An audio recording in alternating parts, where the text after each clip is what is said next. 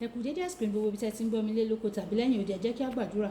Bàbá ayérayé nínú àwọn ọ̀run, a ṣe yín lọ́ba fún àánú ńláńlá o láti rí ọjọ́ àlàmísì àkọ́kọ́ nínú oṣù ìkẹfà. Gbogbo ìyìn àti ọlá ni fún orúkọ yín, a ṣe yín lọ́ba ọlọ́run aláàánú wa, aláàbò nílẹ̀ Góṣẹ́lì, olùpamọ́ wa.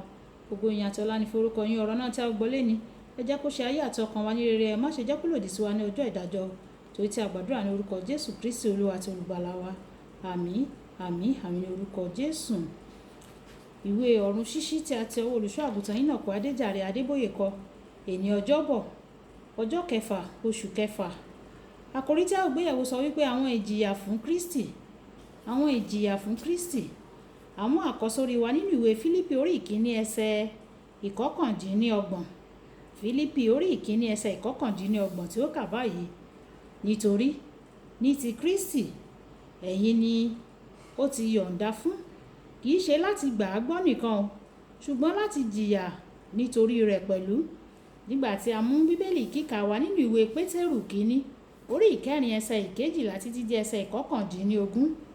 Ìwé Pétérù kínní orí ìkẹrin ẹsẹ̀ ìkejìlá títí di ẹsẹ̀ ìkọkàndínlógún. Olùfẹ́, ẹ má ṣe ka ìdánwò iná tí ń bẹ láàrin yín o, èyí tí ó dé sí yín láti dán yín wò bí ẹni pé ohun àjòjì ni ó dé bá yín o, ṣùgbọ́n níwọ̀n bí ẹ̀yin ti jẹ́ alábàápín ìyà Kristi, ẹ máa yọ̀, kí ẹ̀yin kí ó lè yọ ayọ̀ púpọ̀ nígbà tí a bá fi ògo rẹ̀ hàn.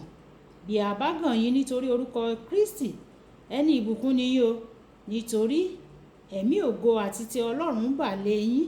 Nípa tiwọn wọ́n ń sọ̀rọ̀ rẹ̀ ní ibi o, ṣùgbọ́n nípa tiyín à ń yìn ín lógo. Ṣùgbọ́n ẹ má jẹ́ kí ẹnikẹ́ni nínú yín kí ó jìyà bí apànìyàn o, tàbí bí olè, tàbí bí olùṣe búburú, tàbí bí ẹni tí ń tojú bọ ọ̀rọ̀ ẹlòmíràn. Ṣùgbọ́n bí a bá jìyà bí Kìrìsìtẹ́nì, kí ojú kí ó má ṣe tì yín o, ṣùgbọ́n kí ó kúkú yin Ọlọ́run lógo ní orúkọ yín, nítorí ìgbà náà dé tí ìdájọ́ yóò bẹ̀rẹ̀ láti ilé Ọlọ́run. Bí ó bá sì tètè tí ọ̀dọ̀ wa bẹ̀rẹ̀, òpin àwọn tí kò gba ìyìn rere Ọlọ́run gbọ́ yóò wá ti rí. Bí ó bá ṣe pé agbára káká ni a fi gba olódodo là, níbo ni aláìwà bí Ọlọ́run òun ẹlẹ́ṣẹ̀ yóò gbé yọjú sí? Nítorí náà, ẹ jẹ́ kí àwọn tí ń jìyà gẹ́gẹ́ bí ìfẹ́ Ọlọ́run fi ọkàn wọn lé e lọ́wọ́ pẹ̀lú ní rere ṣe o, bí ẹni pé fún ẹlẹ́dàá olóòtítọ́. Wáyé tẹ́tí bẹ̀rẹ̀ jẹ́ láti gbọ́ ohun tí olùṣọ́ àgùntàn Enoch Adéjàre Adébóyè ní fún wa ní èní ọjọ́bọ̀. Ìwé Lúùkù orí ìkẹsàn-án ẹsẹ̀ ìkẹtàlélógún. Jésù sọ nínú rẹ̀ pé bí ẹnikẹ́ni bá fẹ́ láti máa tọ̀ mí lẹ́yìn, kí ó sẹ́ ara rẹ̀, kí ó sì gbé àgbélébù rẹ̀ ní ìjọ́ gbogbo, kí ó sì máa tọ̀ mí lẹ́yìn. Tí o bá máa tẹ̀lé Kristi lóòtítọ́, o gbọ́dọ̀ ṣetán láti jìyà nítorí rẹ̀. Kò sí ẹni tó tẹ̀lé Kristi láì gbé àgbélébù rẹ̀ o. Àwọn ajíhìnrere kan lè sọ fún ọ pé kí o fi ayé rẹ fún Jésù Kristi, pé ohun gbogbo ni yóò dára. Òótọ́ nìyẹn, ohun gbogbo nínú ayé rẹ yóò dára ní tòótọ́, nítorí o ti fi ayé rẹ fún Kristi. Ẹ̀wẹ̀, àwọn ìyà kan sì máa wà. Jésù Kristi sọ pé nígbà tí a bá ń tọ òun lẹ́yìn, tí a bá tọ òun wá, òun yóò gba àjàgà wíwo lọ́wọ́ wa, kò sì sọ pé òun yóò fi wá sílẹ̀ láì ní àjàgà kankan o.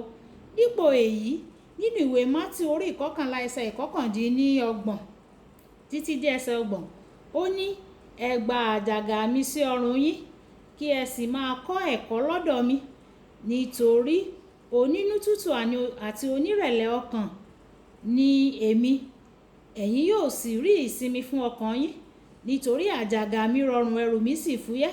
Jésù sọ pé òun yóò fún wa ní àjàgà tòun láti gbé. Àjàgà rẹ̀ fúyẹ́ ju èyí tí ó gbà lọ́wọ́ wa kí a tó di àtúnbí lọ.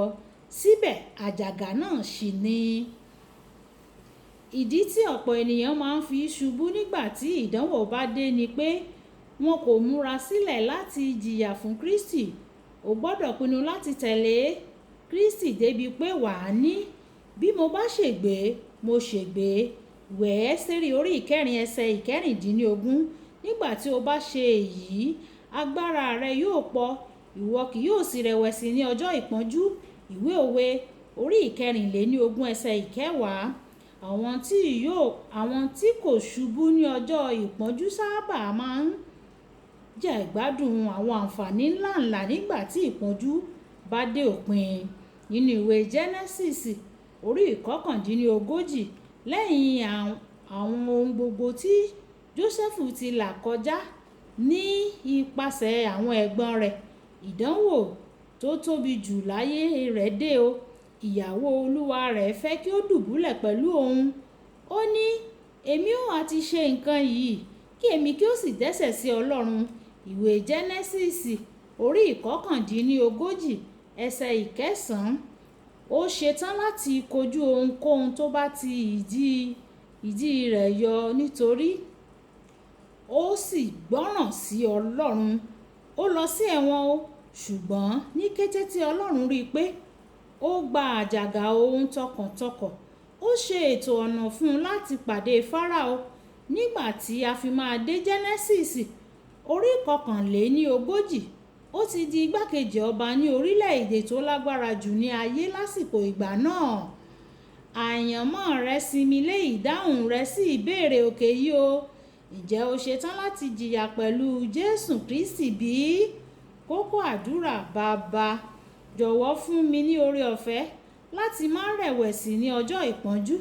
Jẹ́ kí n gbé àjàgà rẹ títí dé òpin ní orúkọ Jésù. Ẹ jẹ́ ká sọ pé bàbá mi, ẹ jọ̀wọ́ ẹ fún mi ní oore-ọ̀fẹ́ o láti má rẹ̀wẹ̀sì ní ọjọ́ ìpọ́njú. Ẹ fún mi ní oore-ọ̀fẹ́ láti gbé àjàgà mi títí dé òpin. Ẹ fún mi ní oore-ọ̀fẹ́. Ọlọ́run yóò yọ̀ǹda oore-ọ̀fẹ́ rẹ̀ fún wa ní orúkọ Jésù. Àmín. Olúwabùkọ́lá Ayako ní orúkọ mi o. Ẹ máa bá mi share, ẹ máa comment, kẹ máa bá mi like kí àwọn ènìyàn lè jẹ àǹfààní ọ̀run ṣíṣí Yorùbá. Ìpàdé wa bí oyin o. Ó dàbọ̀.